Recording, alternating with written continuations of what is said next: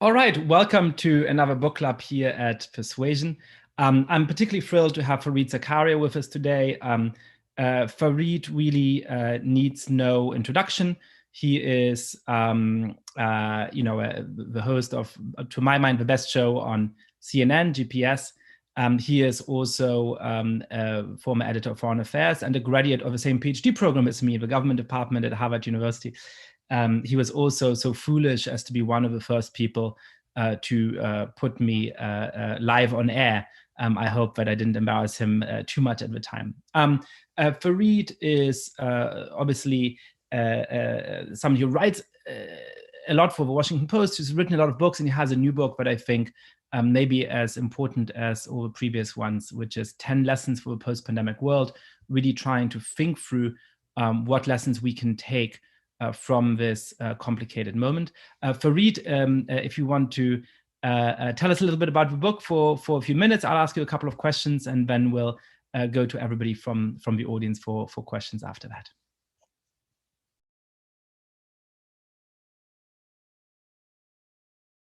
Fareed, you're on mute. My second book on the pandemic will be titled, "Can You Unmute Yourself, Please?" It's a pleasure to be with you, Yasha, and a pleasure to be on this platform, because I think it's important, and I'm glad to be able to help in whatever way I can. Let me start by saying the book is really not a book about the pandemic. The book is about the social, political, technological, international changes that are being wrought by the pandemic. And the fundamental premise of the book is that this pandemic has largely accelerated history rather than bending it in some different direction. I use this line from Lenin, or purportedly from Lenin, where he says there are decades when nothing happens, and then there are weeks when decades happen.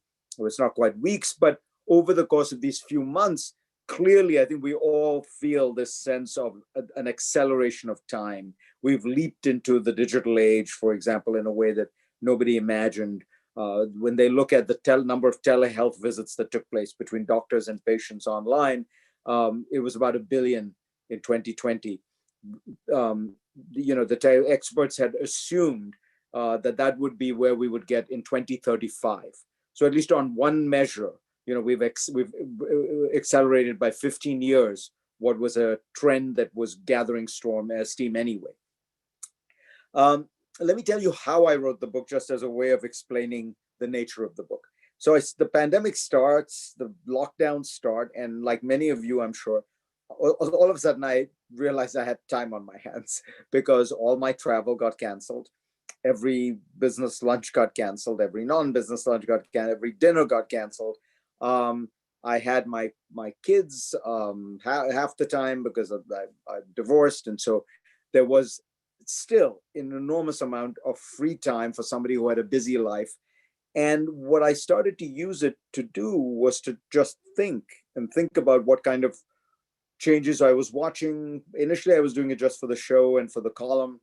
And then I started jotting down some notes. And a few days later, I decided, let me try and write some of this up in a way that would be interesting just to myself initially. And I'd get up at about 6:30 in the morning, and I would not read anything, no newspapers, no Twitter, nothing, because I didn't want to get absorbed by the day-to-day minutiae of the death counts and fatality and mass and what's Fauci saying, and of course the circus of Donald Trump. Instead, I just spent my time trying to think, what is this going to look like? I kind of I took myself 15,000 feet up, in the air to try to see better what the horizon looked like.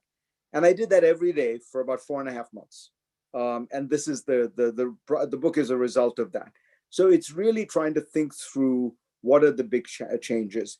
And for me, the biggest lesson that came through very early on, which I think has endured remarkably well, even as we watch the vaccine rollout, is that we have gotten, in the West particularly, we have gotten very bad about government, about thinking of government in a purposeful, sophisticated way. And if you look at the places that have handled COVID best, they turn out to be these new democracies in East Asia, Taiwan, South Korea, and even some non-democracies like Singapore, Hong Kong, Vietnam. And all of them have a tradition of good government, bureaucracies that work, that function well, a tradition of staffing them with technocrats, very importantly, a tradition of, in all of these countries, of a lack of corruption.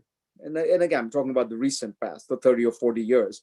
But that, of course, also has created a level of trust between the government and its people. So much of what happens here with the public health response is that dynamic, the level of trust between the government and people. And in the West in general, what you see is 40 years of Reaganism and Thatcherism, which has really demeaned, made dysfunctional, defunded a lot of core governmental activities. And by the way, one of the things I tracked, which was interesting, is people look at overall government spending and think, well, what are you talking about? Budgets are still high. So much of those budgets are taken up with entitlement spending, that is, pensions, healthcare, and all over the Western world, particularly in the United States, add to that defense. So if you took defense, Medicare, and Social Security out of the American budget, you would see just how dramatically there has been a decline in funding for things like the Department of Health and Human Services, funding for things like the CDC and the NIH, which have all done okay, especially in the last few years. But if you look back to the 1960s, when these things were really well functioning, and when America, was regarded as the country with the best infrastructure in the world, with best government agencies in the world. I mean, remember, this is a country that put a man on the moon and brought them back safely. So that piece of it was very interesting to recognize. Part of it is, I think, we've gotten caught up in the wrong debate, the debate about the size of government, which is really a debate about capitalism versus socialism, which is essentially over and was resolved by the early 1990s. And I tend to think Sherry Berman at Columbia's answer is the best, which is neither capitalism nor socialism won, social democracy won. That if you look at every government in advanced industrial age, they all have very strong features of social democracy. And that reality is really what we should think of as the arrived consensus. In any event, to me, the other very powerful acceleration, which I think is in many ways the one we will live with most dramatically over the next 20 or 30 years, is of inequality. You can see it very simply even in just the lives we are all living. I'm guessing most of the people on this call are people whose jobs have stayed secure and they have been able to function in a world in which the digital economy is the only one functioning. By which I mean, to put it very bluntly, you have been able to generate income, maybe not as much, maybe some, you've been able to generate a decent amount of income using the digital economy as your only economy. For everybody who works in the non-digital economy, restaurants, hotels, retail, cruise ships, theme parks, one can go on and on. Either they have continued their jobs at some personal risk to their health, or much more likely, this is the Great Depression for all of them. And that inequality between the Federal Reserve, it's about 35% of the country has been able to participate in the digital economy and maintain their incomes, and about 35% have are really in trouble. But if you think about inequality, you can even look at it in a broader context, which is inequality between companies. So I wrote a book about this, but my book has now become, at least in my mind, an example of this phenomenon, by which I mean publishing is actually done fine during the pandemic. It's actually up. It turns out not everybody is watching Netflix. A few hardy souls like you are reading. Well, public book sales are up, but consider this. Amazon accounted for 30% of book sales in America when I started writing the book. Amazon now comprises 60% of book sales in America. So it has doubled its market share. And of course, who has fallen off? It's the small mom and pop independent bookstores that aren't digital. And it's not just Amazon. it is, Walmart and Home Depot, and every one of these big companies is thriving because they have a strong digital presence, they have strong lines of credit, they have a big brand, they have been able to diversify, they've been able to withstand the pain. Even in the world of restaurants, in New York, a third of the restaurants have closed. And if you look at the ones that have closed, it's all the small mom and pops, often very good ones, Michelin starred ones. But the ones that have survived are the ones that had, a chef who had 10 restaurants, or a chain, or a place that really was able to master the digital space, partly because of investments and things. So again, the big pulling away from the small. And of course, in countries, you see this, where you are seeing this massive divide between the countries that can essentially issue debt easily and those that can't. So the United States, Europe, Japan, China, Britain, Switzerland, all in a league of their own, and countries that are going to have to borrow in a currency they don't control, which is the fundamental, which is the essence of being dependent, are going to be in a much more difficult position. Brazil is right now going through one of the worst financial crises and debt crises of the last several decades. And then finally, I just want to talk about last one, which is the nature of the international space has gotten much more complicated. Partly the acceleration of the already brewing tension between the United States and China. But think about how different it is.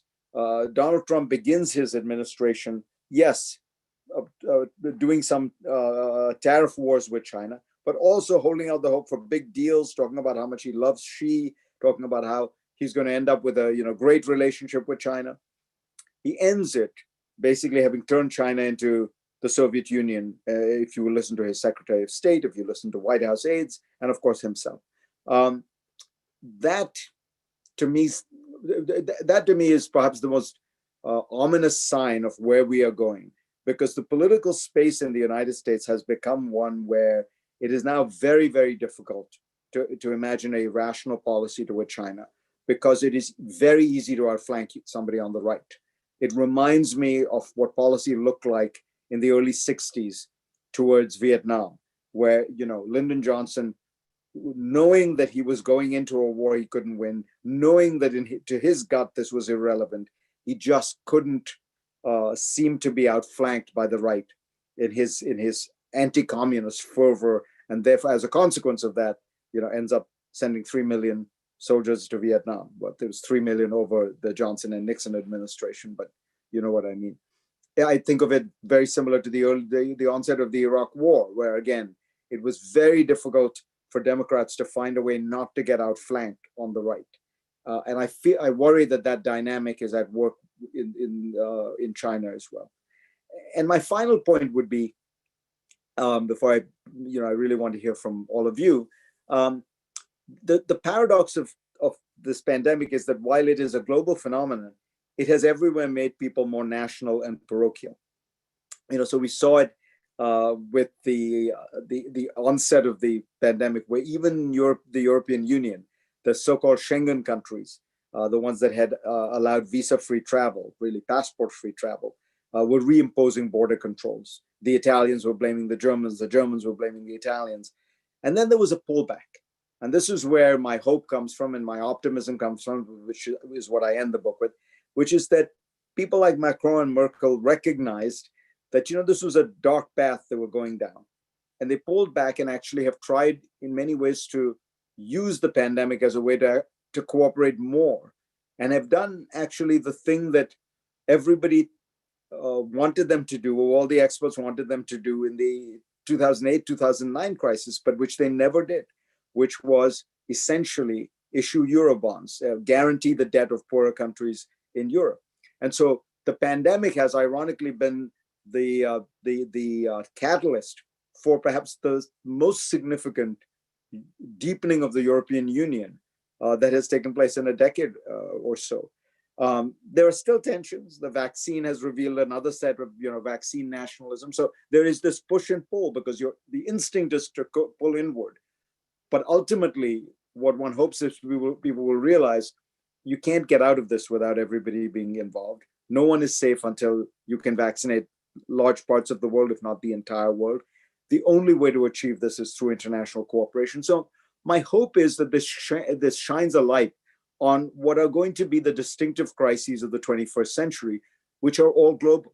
You know, whether it's climate change, whether it's pandemics, even if you look at something like trade, at this point, the global economy is so interdependent, and the United States is just not powerful enough, about 20% of the global economy now, that it can't quite go it alone.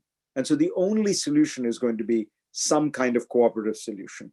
That the common sense logic of that is what I hope ultimately will persuade us to find some paths for global cooperation, particularly on the most pressing global challenge, which is really to just make sure that we are not living and developing in a way that puts at risk the very survival or good health of the planet.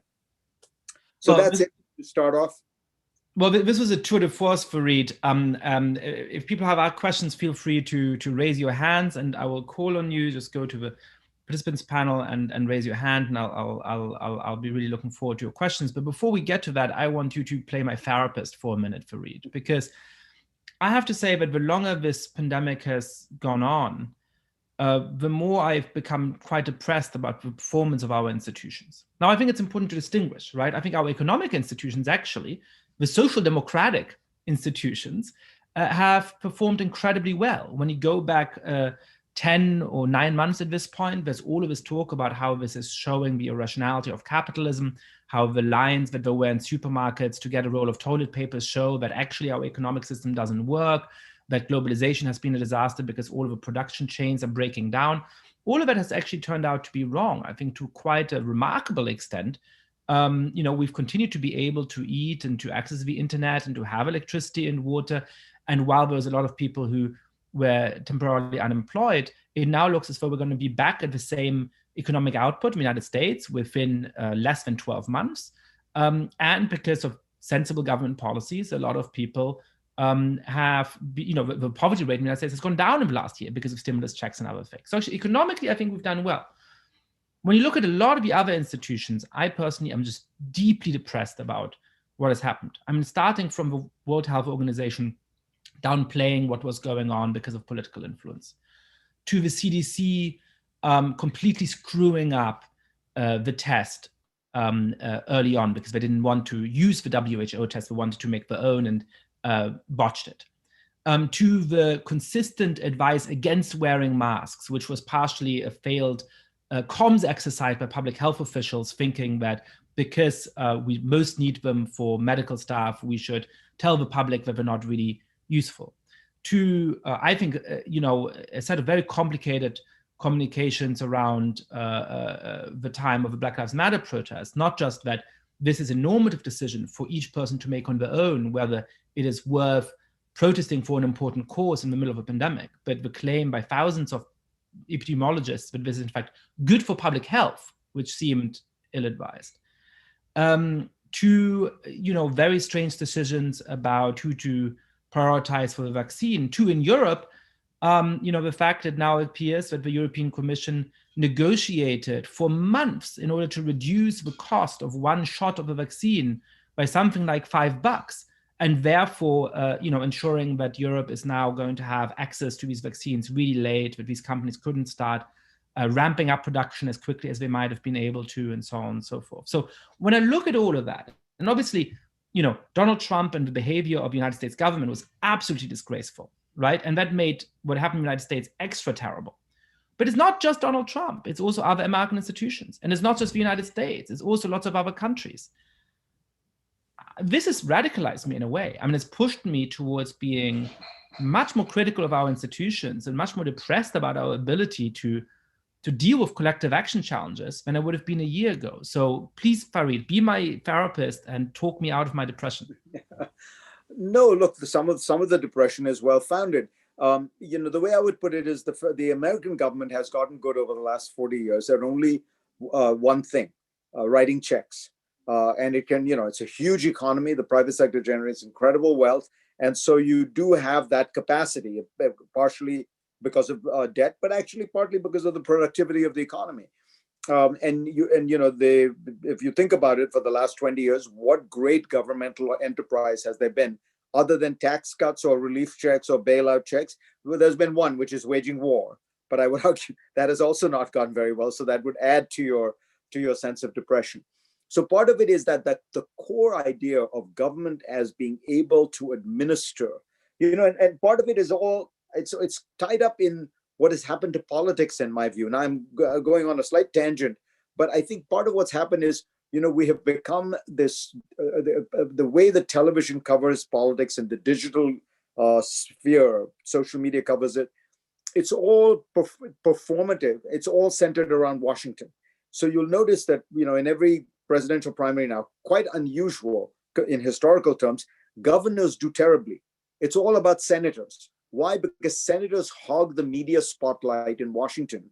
The truth is, senators don't know how to manage anything. They've never managed anything larger than their Senate staff.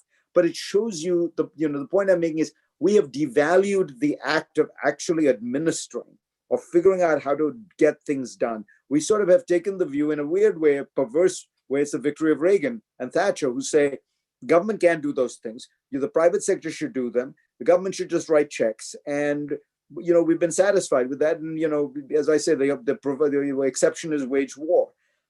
So we do have to rebuild this capacity. That is one of the lessons, I think, that I take from this. And again, if you look at the East Asian countries, they've managed to do it. But I would argue it's not as difficult as it might sound. I think that part of the problem here is you need some kind of a reform movement like the progressive era or the New Deal, where there's a purposeful effort. And part of that can't happen in America because politics is so paralyzed.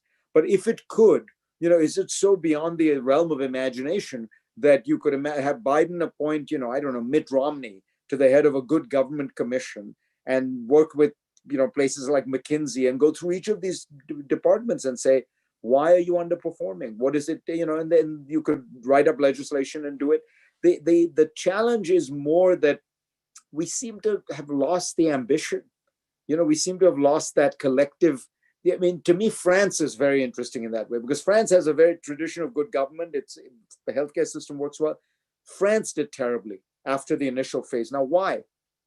Because the people, this is where French people are a lot like Americans, highly individualistic, would not listen to any of these social guidelines, particularly in July and August, when they thought they had conquered it. They all went and partied like hell, like they always do at the end of the summer. And guess what? You have a huge spike. So we have in some ways lost that kind of collective will to kind of perform.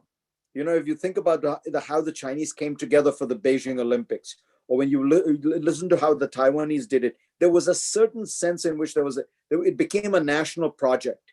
So partly, maybe we have become very individualistic and we've become somewhat atomized, and public health uniquely maybe requires this kind of collective response. So, maybe we're seeing ourselves at our worst in these areas, and that, but to just add to your pessimism for a second, this is why it will be a slow climb out of this.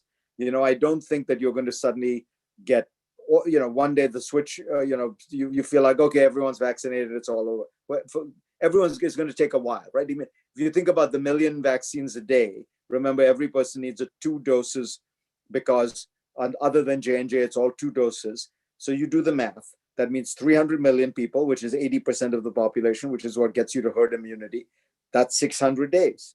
Now, that means June 2022, before America has herd immunity. And America is number 3 on the list. It's Israel, UAE, UK, and then US. Now, we can discount because there is the J&J vaccine. You can discount because we're already actually over 1 million. We'll be at 1.5 million soon. So it's going to be faster than that. But most importantly, behaviors will change once the arrow is pointing in the other direction.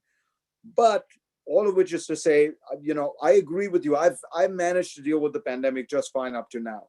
At this point, I thought we were going to see the light at the end of the tunnel, and the tunnel was going to be relatively short. And that tunnel is getting elongated. And that is slightly depressing. Yeah, we were talking about this before we went live, that it's sort of, it should feel better than it did because the end is in sight. We have vaccines which work, which is incredible.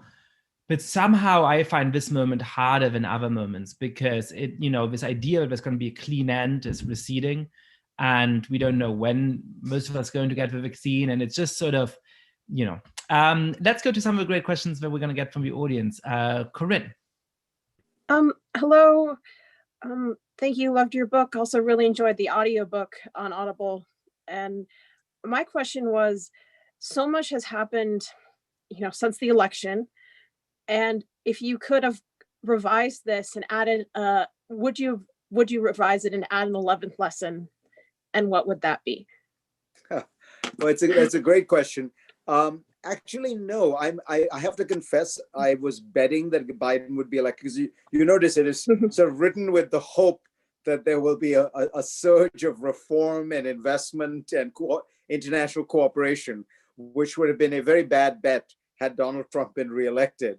So I was hoping and I think expecting. I was always of the view that Trump was actually quite unpopular, that he had something of a fluke in 2016, and that this was not likely to recur.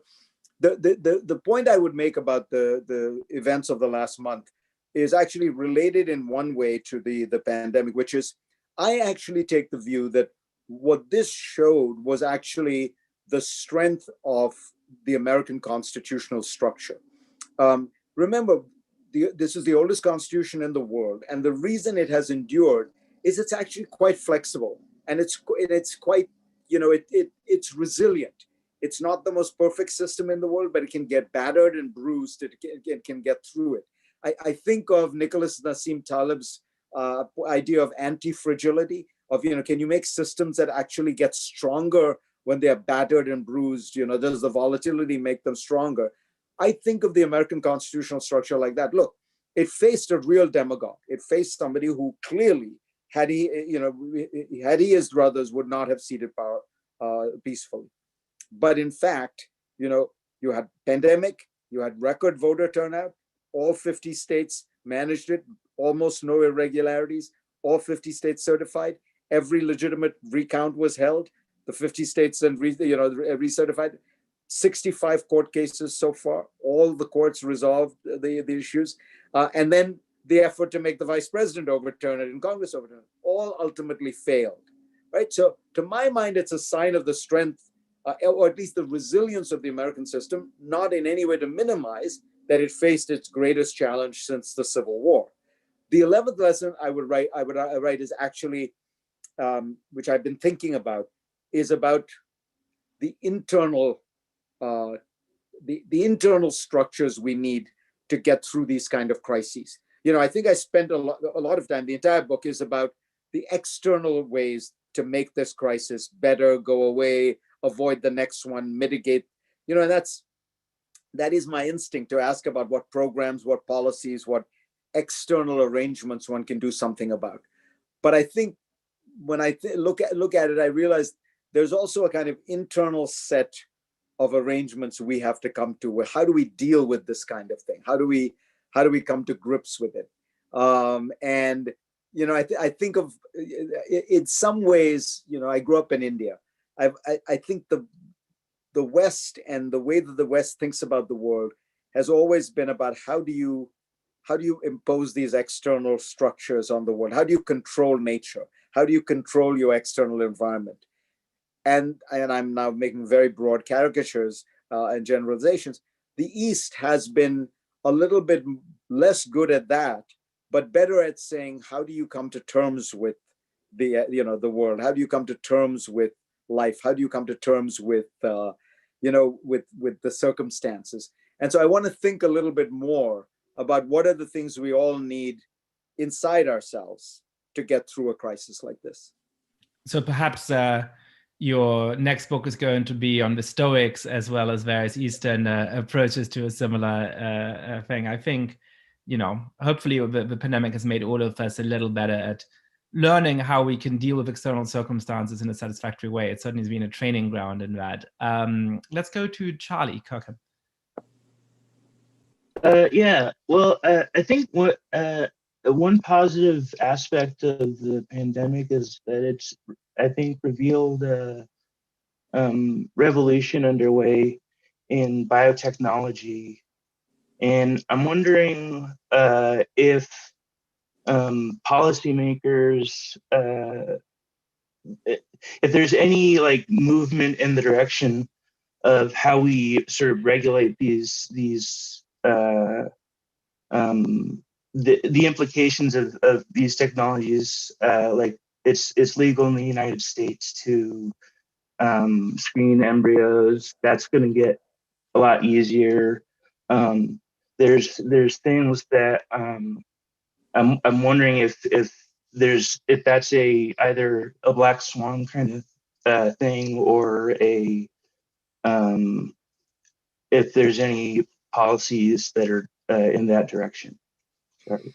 Yeah, that's a great question, because I think it's important people to realize the breadth of the scientific revolution we've just witnessed. So if 10 years ago somebody had asked, we're going to have a respiratory virus out there, what's the fastest we can come up with a vaccine?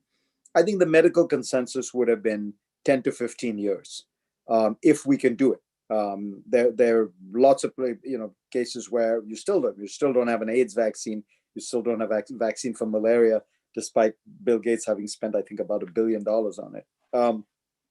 So here you have a case where within 9 months, you had 2 vaccines that were 95% effective and more coming on. But those are the ones to focus on, because that's where the real breakthrough has taken place. These mRNA technologies, these vaccines, it's extraordinary. So to explain very simply, and as best I can understand it, making vaccines used to be a kind of biological bespoke process, by which I mean you take the vaccine, you'd either find a way to tame some part of it, or more likely you would take some piece of the vaccine, literally a physical piece of the vaccine, and you had to figure out how much was enough to inject in a patient that it triggers the antibodies, so that the body recognizes this as an alien virus and attacks it, but obviously not so much that the patient gets infected. So it was a real art. And of course, that limited the process, so that's why it would take 15 years sometimes, because you had to go through this very careful trial and error of figuring out just what piece of the vaccine, how much, how virulent. What the mRNA vaccine does is it literally uses because RNA is essentially a code, it literally uses that code. It doesn't use any piece of the vaccine physically. It sends an email to your body. That's what the vaccine is. It injects an email into your body. Actually, a better analogy would be a Snapchat, because it then disappears. So it sends this message to your body gets it, it triggers an antibody response, and then and that's why it's so effective. Now, what that means is this technology can be used in many, many different ways. First of all, if the virus mutates, you can very easily just change the code. But it has incredible possibilities with regard to AIDS and all kinds of things that we're just beginning to understand. The question you raise is, what about the ethical issues surrounding this? So far, we have actually done quite well on this. Obviously, there are conventions that have been put in place and laws in the West. But it's interesting to notice that even in China, they have been trying to adhere to very similar codes. So there was a case of a Chinese scientist cloning a human baby. And in the Chinese government and Chinese scientific community took a very quick, very hard line on it. And again, it to me reinforces this idea, look, if we are going to find a way to thrive in this new world, we kind of have to bring other people along. And we particularly are going to have to find a way to bring China along on some of these big issues.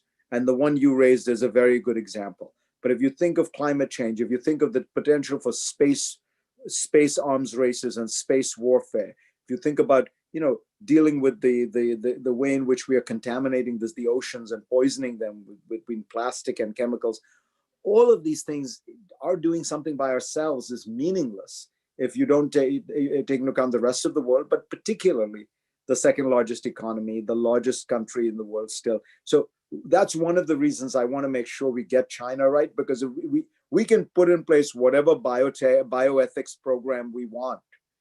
if it isn't adhered to by the 1.4 billion people in China and the 1.2 billion people in India, it kind of becomes meaningless. And that's hence my ending the book with the kind of urge for global cooperation. I'm seeing a lot of people ask great questions in the chat. If you can, please raise your hand and we'll have you ask them directly on video. Otherwise, I'm happy to speak them for you, but I think it would be better to hear directly from you. Let's go to Rick Bendel. Hello, can you hear me? Yes. Okay, yeah, I was wondering, did you fear any repercussions? I happen to agree with pretty much everything in your book, but some of the comments as I was reading really struck me. I'll start with China since you just mentioned that. In China's third revolution, there's a statement, "The rising repression is a tragedy for the Chinese people. They are now led by a leader who has slowed economic reforms, tightened the screws of the Communist Party control and repression, and angered the country's neighbors." And when you're talking about patrimony, you're saying, well, if the United States doesn't have patrimony, then it's at least legalized corruption. And there's many, I like those a lot, but when you feel the reach of China, and well, shall we say Trump and the Trumpers, do you fear any repercussions when you make very strong statements like that? It's a good question. I think my hide has gotten thickened by years of writing a weekly column. People sometimes ask me, like, what is the greatest skill in writing a column? I don't know that I'm that great at it that I could give advice, but I will say, to me, the hardest thing was sort of exactly the point you're making, which is, if you're writing a good column, you will be putting out difficult, controversial ideas. You'll be naming people. You'll be saying things that are unpleasant to hear.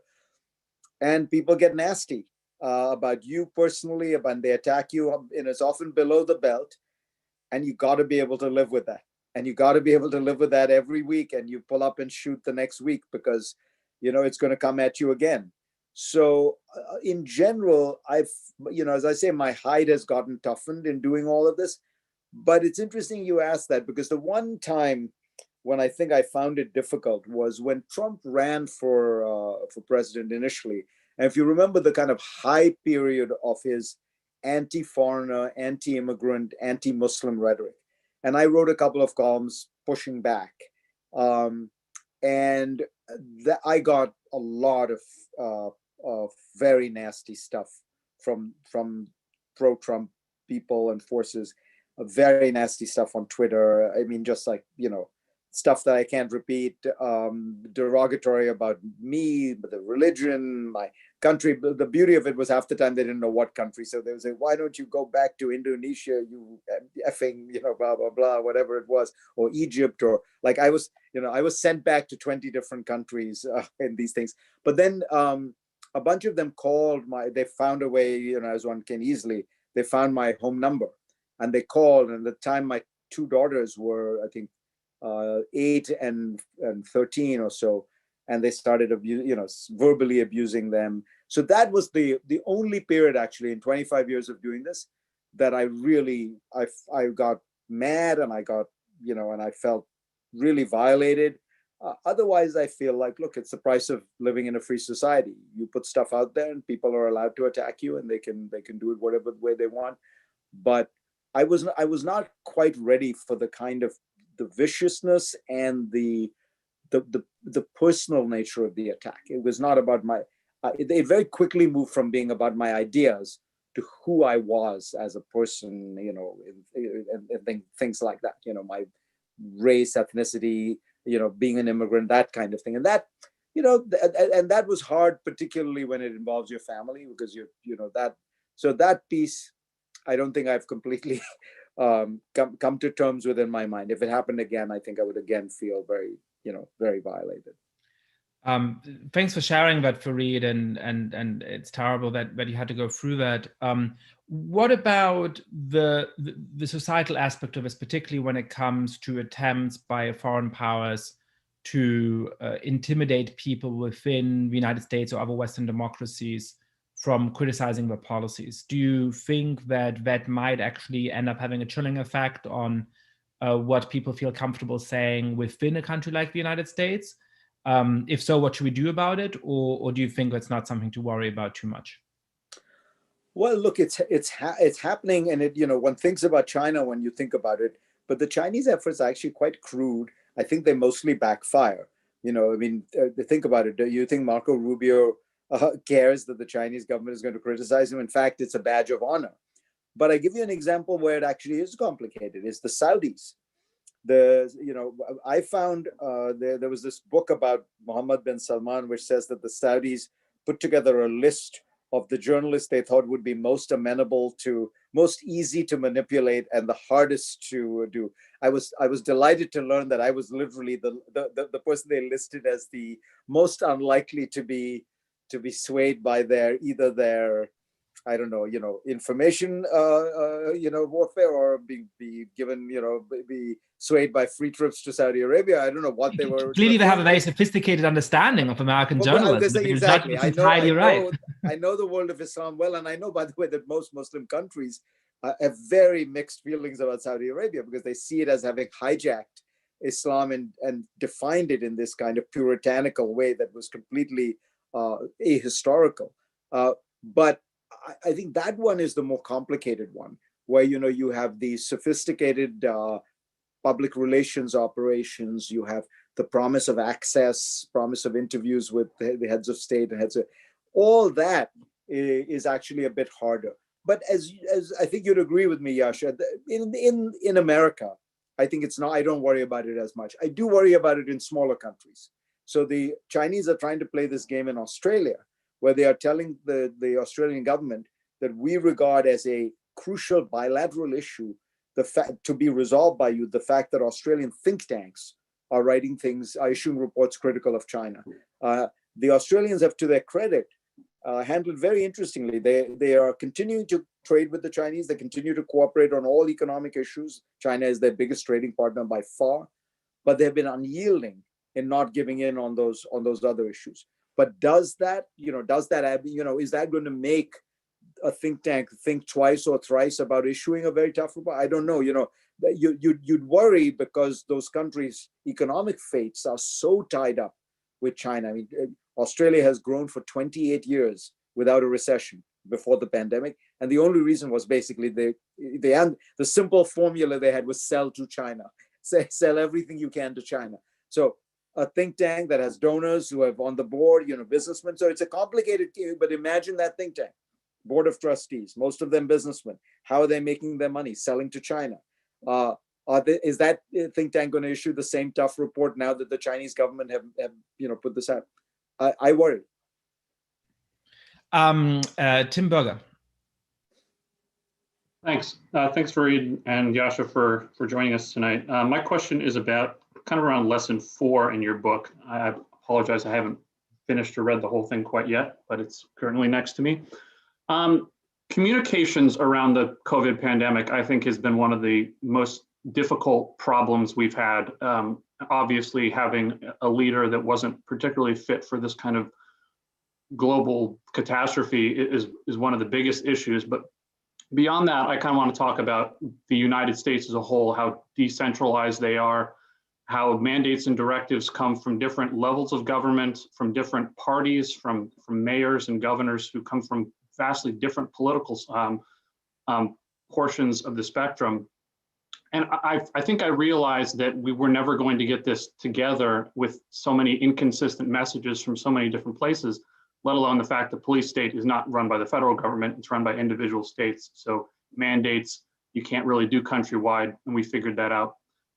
I'm not sure exactly what the answer is here, but most of the communications I saw was a lot of stick and not a lot of carrot. And I'm kind of curious what your view is on federalism and communications surrounding the pandemic, what we should have done better, and what our limits are as a country that's this decentralized with this gigantic space in so many different states. Thanks. Yeah, it's a great question. So I think that fundamentally, the fact that we are this decentralized, is without any question on public health issues a problem. There are some areas where this is very good. It allows, states to compete with each other economically. It allows for laboratories of democracy, as Brandeis said, which is all true. But in this shone a spotlight on the absurdity of the crazy quilt patchwork of center, state, local, county. Another place where you see that, by the way, is elections. The idea that we have national elections the way we have them, where every county in Florida can choose its own ballot, is just nuts, right? So we have a similar kind of problem here, and I don't think that there's any denying that if you had been able to have a coherent national standard or mandate, as Bill Gates said I think he came on my program week 2 or week 3, and he said, look, if you have a lockdown, the crucial thing is it has to be a national lockdown, because we don't enforce interstate travel, intrastate travel here. So it becomes meaningless if every state has a different version of the lockdown.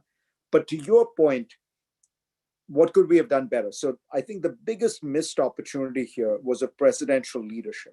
So we were just talking about how everything has been nationalized. The media just covers Washington. They just cover the White House. This was a golden opportunity. If the White House had completely focused and taken charge of the communication strategy and said, here are the guidelines the President of the United States is issuing based on the recommendations of the CDC and the WHO. This is what we hope every state, every city, every county will follow.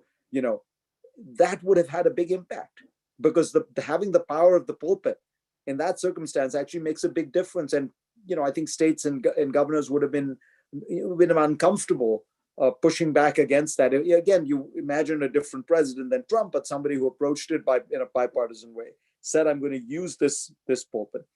People who worked on Ebola told me the biggest mistake that the Trump people made, forget the communications part, was to not remember American government is designed to be hard. It's designed to, it's basically the entire obsession with the founders was against tyranny. So it made it hard to do everything. So that means when you're trying to do something, you're trying to corral all these agencies, all these states, to do something, it's very hard. And, somebody at the White House has to be calling every day and saying the president wants it, so you're literally herding cattle in your key.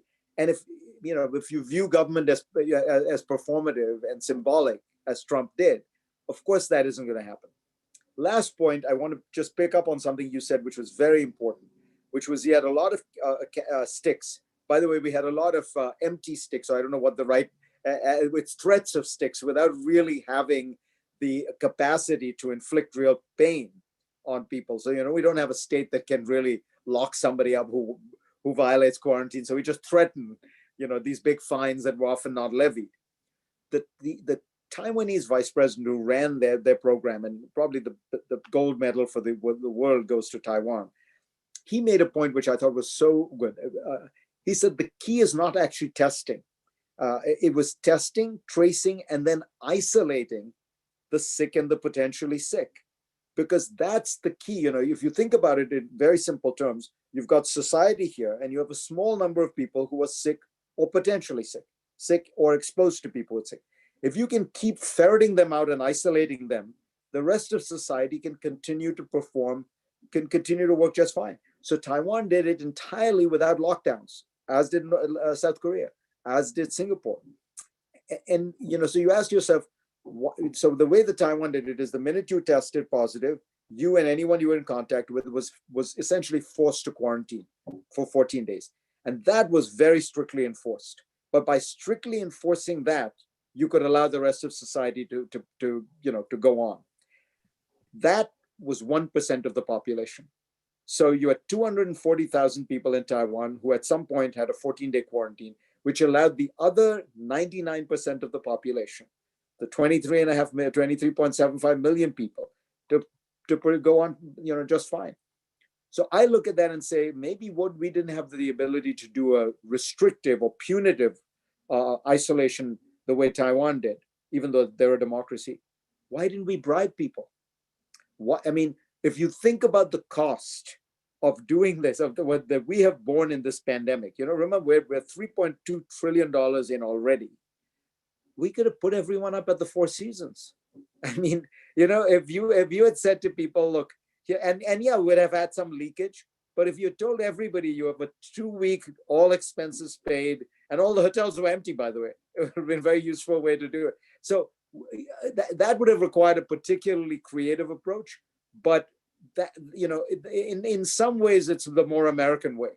You use the carrot and not the stick, and we never got around in our heads just how there was no price that we could not pay for a good isolation program, for a good national testing program, because these things would, the cost of these lockdowns is so vast that anything you could do, this is why I've been urging the Biden people to set a target for 2 million vaccinations a day, because if you can speed up the return of normal business activity by 1 month, that's $800 billion straight away, right? I mean, if you just think about it, it's a $20 trillion economy, right? So you're roughly speaking running at $1.6 trillion of economic activity a month. If you can get it started 1 month early, it's worth whatever it costs to get Johnson & Johnson and Pfizer to double their production. So that's the sense in which your point about bribing strikes me as very relevant. It is remarkable that, a year ago, all of us were writing pieces. I think Fareed, you wrote one, I wrote one, saying what we need is a system of test, trace, and isolate. 11 months ago rather than 12 months ago. And at this point, we have a somewhat competent testing operation. We've essentially given up on tracing, and we have no real isolating test. Now, perhaps our isolation procedures would never work all that well. There's this lovely story out of New Zealand where they have a quarantine hotel, but unfortunately the quarantine failed because at one point the hotel worker who was supposed to supervise it and one of the female guests in quarantine decided that they rather liked each other, and so they broke quarantine in the way you might picture. So it's never going to be perfect, but the fact that we're not even really trying is really quite striking, I think. I'm going to give the penultimate question to Andrew, and then I'm going to really reserve the last question for myself. Hi there, Fareed. Thank you very much for joining our community tonight. I do have a question that kind of brings us more towards foreign affairs, or the affairs of the day. And I think in a way it is related to a post-pandemic world. I wanted to ask you about what we've recently heard going on in Myanmar yesterday and today especially. My first impression of it was obviously horrifying, but at the same time it also felt antiquated and normal, if you will. So I wanted to ask you, who's literally written the book Democracy, what do you feel is a bigger threat to liberal democracy? Is it these sort of not normal, but something we're used to, where you see these military juntas take over democratic societies, or is it more on the side of what you see in Hungary and Poland and arguably the United States, of these anti-pluralist populists kind of taking power within and manipulating the democratic society? Because on one hand, I felt more disturbed by what I've seen by Donald Trump and Viktor Orban, but I felt relatively nuanced about what I've seen in Myanmar, which at the end of the day would be more condemned by both the left and the right in Western democracy. So even in a post-pandemic world, I guess I'm curious, what do you see as more of a threat to liberal democracy? And at the same time, are we paying as much attention to these takeovers as we would previous toward any sort of pandemic? Thank you. That's a very good question, and you put it very well, Andrew. So I would actually, I think where you were going with the question is where I would go with the answer, which is what is happening in Myanmar is a much more traditional, old-fashioned circumstance where the old dictatorship is taking back control because it felt like the democratic forces got too powerful. But that cycle and that tension exists because you don't have consolidated liberalism on either side of so you don't have a autocratic regime like Singapore's, which has strong elements of liberalism and rule of law within it, but you also don't have an opposition that has very deep traditions of liberal democracy either. Remember, when Aung San Suu Kyi was running Myanmar, to the extent she was, they presided over one of the worst cases of ethnic cleansing that I think has taken place in the last 25 years, toward the Rohingya, the Muslims of Myanmar. I'll tell you a funny story. I met Aung San Suu Kyi. She came to America. This I don't remember, 7 years ago, and she walks up to me and she says, "I have to tell you, one of the advantages of being in house arrest is that you get to read. And I read your book, The Future of Freedom, which is the illiberal democracy book, and I read it twice." She said part of it was very relevant to what I've been thinking about, but part of it is I had a lot of time in prison. So I asked her, well, what did you take from it? What was your central, what was it that was most interesting to you? And she said something which has turned out to be quite prophetic. She said, the way you talked about how in certain societies in the developing world, you are trapped between an illiberal democratic forces and authoritarian governmental ones. That, in other words, even when you move to the democratic forces, they tend to be very illiberal. So you have autocracy on the one side, illiberal democracy on the other, and you bounce between. And in fact, Myanmar has been a perfect example of some of that. That the democratic forces actually have been pushing for more ethnic cleansing, more persecution of the Rohingya, because it's a complicated story, but largely speaking, that is the kind of ruthless majoritarianism that one worries about. I am much more scared as a result by the Orbans, Erdogans, and Trumps of the world, because they are using the language of democracy, using many of the institutions of democracy, using free media and open systems, open platforms, open technology like social media to undermine and to gut the essence of democracy. And I think that, if you want to look at the most successful proponent of it, so successful we don't even think about it, is Putin. I mean, when Putin came to power 20 years ago in Russia, Russia was actually a democracy. And we no longer think about that, right? So that is how successful Putin has been at undermining democracy. My worry is that in the United States, the institutions held up reasonably well. The press held up, the judiciary held up, independent agencies of government held up. Political parties did not hold up at all. The Republican Party has been essentially transformed into a personality cult centered on one man. In Orban's case, that same thing seems to be happening. In Poland's case, it's a little more complicated, but the European Union has some role there. But if those, these are very tough tests to the system. And if those break, you don't know what is the road back. It's very difficult to tell. And this is happening in the most advanced countries in the world. So no, I worry a lot more about what's happening in Hungary, Poland, and the United States. One way that I think about this is that you have the waves of democratization and then the sort of counter waves. So throughout the history of democracy, you've had countries attempting to establish democracies, and many of them were, too fledgling, too poor in many cases, lacking the deep democratic traditions, and so many of them failed again. And when I look at a country like Myanmar, it's a terrible tragedy.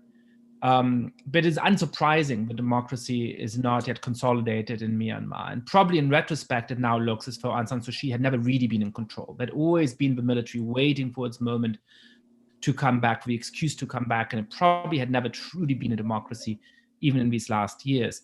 That is tragic, but it's unsurprising. I think to see a country like the United States generally be threatened in its democratic institutions, to see countries like Poland and Hungary rapidly move towards dictatorship, even though they actually qualify on the traditional criteria of political scientists as being stable democracies, that is much more worrying for what the future might look like. And the danger there is not tanks rolling up in front of parliament, as we saw in Myanmar in this bizarre video where this lady is doing her exercise class, but she's filming live on video. I'll share the clip in a little bit, and you see the tanks rolling past in the background. That's not what's happening. What's happening is much more similar to what Donald Trump did with January the 6th and what he tried to do, at least, which is to stay in power by overturning how the system is supposed to work.